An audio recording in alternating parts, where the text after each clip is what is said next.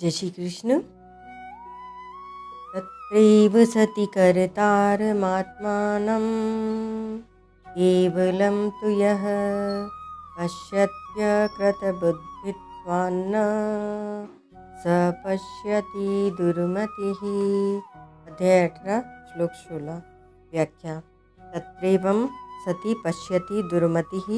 जितने भी कर्म होते हैं वे सब अधिष्ठान, कर्ता, कारण, चेष्टा और देव, इन 5 हेतुओं से ही होते हैं, अपने स्वरूप से नहीं। परंतु ऐसा होने पर भी जो पुरुष अपने स्वरूप को कर्ता मान लेता है उसकी बुद्धि शुद्ध नहीं है। अकृत बुद्धित्वात् अर्थात उसने विवेक विचार को महत्व नहीं दिया है। जड़ और चेतन का, प्रकृति और पुरुष का जो वास्तविक विवेक है, अलगाव है, उसकी तरफ उसने ध्यान नहीं दिया है। इसीलिए उसकी बुद्धि में दोष आ गया है। उस दोष के कारण वह अपने को कर्ता मान लेता है। यहाँ आए अकृत बुद्धित्वात् और दुर्मति ही पदों का समान अर्थ दिखते हुए भी इनमें थोड़ा फर्क है। अकृत बुद्धित्वात् पद हेतु के रूप में आया है और दुर्मति ही पद कर्ता के विशेषण के रूप में आया है। अर्थात कर्ता के दुर्मति होने में अकृत बुद्धि ही हेतु है।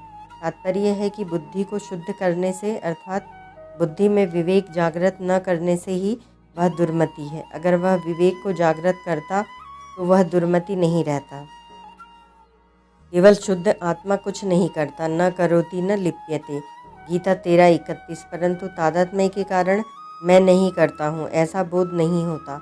बोध न होने में अकृत बुद्धि ही कारण है। अर्थात जिसने बुद्धि को शुद्ध नहीं किया है वह दुर्मति ही अपने को कर्ता मान लेता है। अब की शुद्ध आत्मा में कर्तृत्व नहीं है। केवलम पद कर्मयोग और सांख्य योग दोनों में ही आया है। प्रकृति और पुरुष के विवेक को लेकर कर्मयोग और सांख्य योग चलते हैं। कर्मयोग में सब क्रियाएं शरीर, मन, बुद्धि और इंद्रियों के द्वारा ही होती हैं, पर उनके साथ संबंध नहीं जुड़ता, अर्थात उनमें ममता नहीं होती। ममता न होने से शरीर, मन आदि की संसार के साथ जो एकता है वह एकता अनुभव में आ जाती है। एकता का अनुभव होते ही स्वरूप में स्वतः सिद्ध स्थिति का अनुभव हो जाता है। इसीलिए कर्मयोग में केवलेह शरीर, मन, बुद्धि और इंद्रियों के साथ दिया गया है। कायेन मनसा बुद्धिया केवलैरिंद्रियैरपि। गीता 5:11। सांख्य योग में विवेक विचार की प्रधानता है। जितने भी कर्म होते हैं वे सब 5 हेतुओं से ही होते हैं, अपने स्वरूप से नहीं। परंतु अहंकार से मोहित अंतःकरण वाला अपने को कर्ता मान लेता है। विवेक से मोह मिट जाता है। मोह मिटने से वह अपने को कर्ता कैसे मान सकता है, अर्थात उसे अपने शुद्ध स्वरूप का अनुभव हो जाता है। इसीलिए सांख्य योग में केवलम पद स्वरूप के साथ दिया गया है, केवलम आत्मानम। अब इसमें एक बात विशेष ध्यान देने की है कि कर्मयोग में केवल शब्द शरीर, मन आदि के साथ रहने से शरीर, मन, बुद्धि आदि के साथ अहम भी संसार की सेवा में लग जाएगा तथा स्वरूप ज्यों का त्यों रह जाएगा। और सांख्य योग में स्वरूप के साथ केवल रहने में से मैं निर्लेप हूँ, मैं शुद्ध हूँ, बुद्ध हूँ, मुक्त हूँ, इस प्रकार सूक्ष्म रीति से अहम की गंध रह जाएगी। मैं निर्लेप हूँ, मेरे में कर्तृत्व नहीं है, ऐसी स्थिति बहुत काल तक रहने से यह अहम भी अपने आप गल जाएगा, अर्थात अपने कारण प्रकृति में लीन हो जाएगा।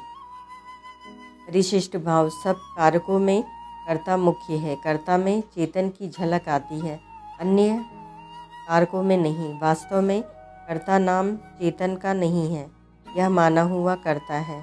अहंकार विमूढ़ात्मा कर्ताहमीति मन्यते। गीता 3:27। इसीलिए भगवान ने यहाँ अपने वास्तविक स्वरूप को कहा।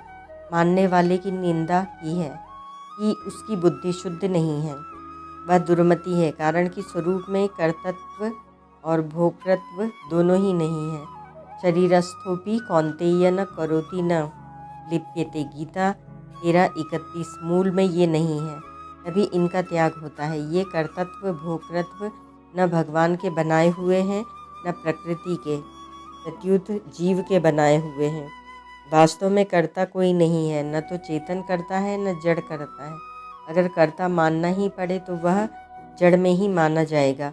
इसको भगवान ने गीता में कई प्रकार से बताया है। जैसे संपूर्ण क्रियाएं प्रकृति के द्वारा ही होती हैं, अर्थात प्रकृति कर्ता है। 13वें अध्याय का 19वां 29वां श्लोक। संपूर्ण क्रियाएं गुणों के द्वारा होती हैं, गुण ही गुणों में बरत रहे हैं, अर्थात गुण करता है। तीसरे अध्याय का 27वां, 28वां और 14वें अध्याय का 23वां श्लोक।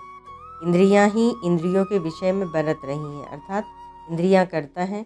5वें अध्याय का 9वां श्लोक। तात्पर्य है कि इंद्रियां ही इंद्रियों के विषयों में बरत रही हैं, अर्थात इंद्रियां करता है। 5वें अध्याय का 9वां श्लोक। तात्पर्य है कि कर्तव्य प्रकृति में ही है, स्वरूप में नहीं, इसीलिए अपने चेतन स्वरूप में स्थित तत्वज्ञ महापुरुष में कुछ भी नहीं करता है, ऐसा अनुभव करता है। नेव किच्चित करोमीति युक्तो मन्येत तत्ववित्, गीता 5:8। भगवान भी कहते हैं कि जब मनुष्य गुणों के सिवाय अन्य किसी को करता नहीं देखता, अर्थात वह क्रिया मात्र में ऐसा अनुभव करता है कि गुणों के सिवाय दूसरा कोई करता नहीं है और अपने को गुणों से बिल्कुल असंबद्ध अनुभव करता है, जो वास्तव में है। स्वरूप आत्मा गुणों से सर्वथा रहित है, निर्गुणत्वात्। गीता 13:31। गुण प्रकाश्य है, स्वरूप प्रकाशक है। गुण परिवर्तनशील है, स्वरूप अपरिवर्तनशील है। गुण अनित्य है, स्वरूप नित्य है। स्वरूप निर्गुण होते हुए भी जब यह गुणों का संग कर लेता है, तब जन्म मरण के में पड़ जाता है। कारणम गुण संगोस्य सद सद्धोनि जन्मसु, गीता 13:29। तब वह मेरे स्वरूप को प्राप्त हो जाता है। 14वें अध्याय का 19वां श्लोक।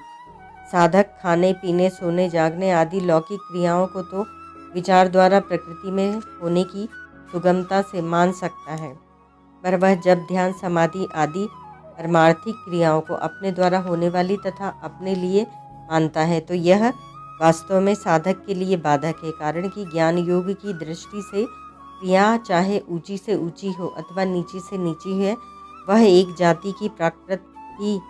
लाठी घुमाना और माला फेरना दोनों क्रियाएं अलग अलग होने पर भी प्रकृति में ही है। तात्पर्य है कि खाने पीने सोने जागने आदि से लेकर जब ध्यान समाधि तक संपूर्ण लौकिक परमार्थिक क्रियाएं प्रकृति में ही हो रही हैं। प्रकृति का संबंध किए बिना क्रिया संभव ही नहीं है। अतः साधक को चाहिए कि वह परमार्थिक क्रियाओं का त्याग तो कर दे, पर उनमें अपना कर्तृत्व न माने, अर्थात उनको अपने द्वारा होने वाली तथा अपने लिए न माने। क्रिया चाहे लौकिक हो चाहे परमार्थिक हो, उसका महत्व वास्तव में जड़ता का ही महत्व है। शास्त्र विहित होने के कारण परमार्थिक क्रियाओं का अंतःकरण में जो विशेष महत्व रहता है, वह भी जड़ता का ही महत्व होने से साधक के लिए बाधक है। भगवान के लिए की गई उपासना में भगवान की कृपा प्रधान होती है, अतः इसमें साधक का कर्तृत्व नहीं है। क्रिया कर्म उपासना और विवेक चारों अलग अलग हैं। क्रिया किसी के भी साथ संबंध नहीं जोड़ती, कर्म अनुकूल प्रतिकूल परिस्थिति फल के साथ संबंध जोड़ता है। उपासना भगवान के साथ संबंध जोड़ती है। विवेक जड़ चेतन का संबंध विच्छेद करता है। परमार्थिक क्रियाओं का उद्देश्य परमात्मा रहने से वे कल्याण कारक हो जाती हैं। ज्यों ज्यों क्रिया की गौणता और भगवत संबंध की मुख्यता होती है, त्यों त्यों अधिक लाभ होता है। क्रिया की मुख्यता होने पर वर्षों तक साधन करने पर भी लाभ नहीं होता। अतः क्रिया का महत्व न होकर भगवान में प्रियता होनी चाहिए। प्रियता ही भजन है, क्रिया नहीं। जिसकी बुद्धि विवेक रहित है, अर्थात जिसने विवेक को महत्व नहीं दिया है, वह दुर्मति है। बोध में विवेक कारण है, बुद्धि नहीं। बुद्धि विवेक से शुद्ध होती है। बुद्धि की शुद्धि में शुभ कर्म भी कुछ सहायक होते हैं, पर विवेक विचार से बुद्धि की जैसी शुद्धि होती है, वैसी शुभ कर्मों से नहीं होती। विवेक को महत्व न देना जितना दोषी है, उतने मल विक्षेप आवरण दोषी नहीं है। विवेक अनादि और नित्य है, इसीलिए मल विक्षेप आवरण के रहते हुए भी विवेक जागृत हो सकता है। पाप से विवेक नष्ट नहीं होता, प्रत्युत विवेक जागृत नहीं होता। विवेक को महत्व न देने में कारण है क्रिया और पदार्थ का महत्व। क्रिया और पदार्थ को महत्व देने वाला ही दुर्मति है। ओम तत्सत।